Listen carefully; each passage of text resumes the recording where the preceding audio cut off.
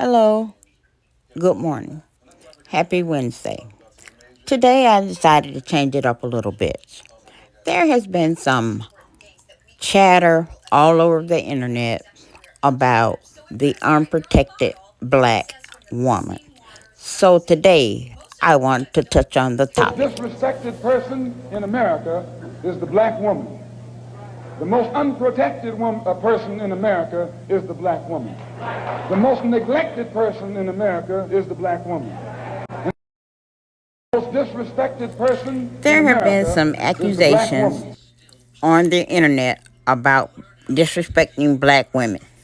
The most neglected person in America is the black woman. And those assertions are echoed in Brianna Holt's debut book, In Our Shoes, on being a young black woman in not so post-racial America, drawing from her own personal experiences as well as those of other young black women. Brianna offers a powerful and intimate look into the challenges and complexities facing young black women in America today. And joining us now is Brianna Holt. Thank you so much for joining us. Thank you for having me. Why did you feel this book was necessary?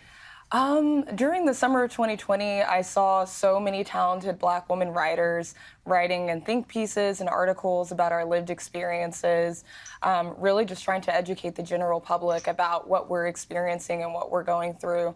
And I was doing the same, and I felt like I wanted to do something a bit more permanent, not on an Instagram story that can be, that goes away in 24 hours, or a post that can be archived, or even an article that doesn't have as much longevity. And I feel like people don't really realize that the modern day black woman, the young black woman, is going through a lot of things that our ancestors, our predecessors went through, but it's kind of camouflaged through a lot of first black woman to wins and achievements and triumphs. And so I wanted to really explore in this book some of the things that we're experiencing that are often underreported or just widely unknown. And obviously, this is part memoir, part cultural critique. Many people will say, well, look, why not just talk about the plight of women? What are the specific challenges of black women? Yeah, black women are, from early as age 5, black girls are dealing with adultification bias. Black boys as well. Black women were also dealing with, being hypersexualized.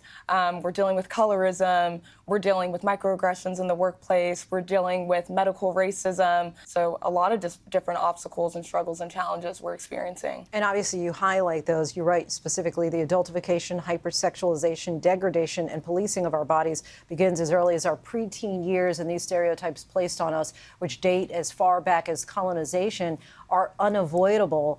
Talk to me about the impact of these stereotypes on young black women. Yeah, the impact is everything from violence, mental health issues, all the way to death. It's a negative impact, the way that we see ourselves, our self-perception, which directly impacts your mental health, but also just the harm that is done to us. We are more likely to experience violence. This violence can result in death. We are more likely to be neglected, which results in harm in several situations. It negatively impacts our livelihood when we are highly underpaid, highly overworked, etc. You write about this idea of being invisible, but at the same time, hyper visible. Explain what you mean by that.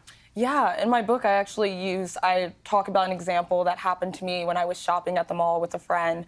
My friend shoplifted, and this experience at the mall was just very eye-opening for me. We were teenagers, and I remember guys coming up to her, wanting to talk to her at the mall, finding her attractive, or walking into like an Abercrombie or a Hollister, where they do a lot of their recruiting from just in the store, and people asking, how old are you? We would like you to work here. Saying this stuff to my white friend, and kind of me just being invisible, just a friend who's kind of in the background.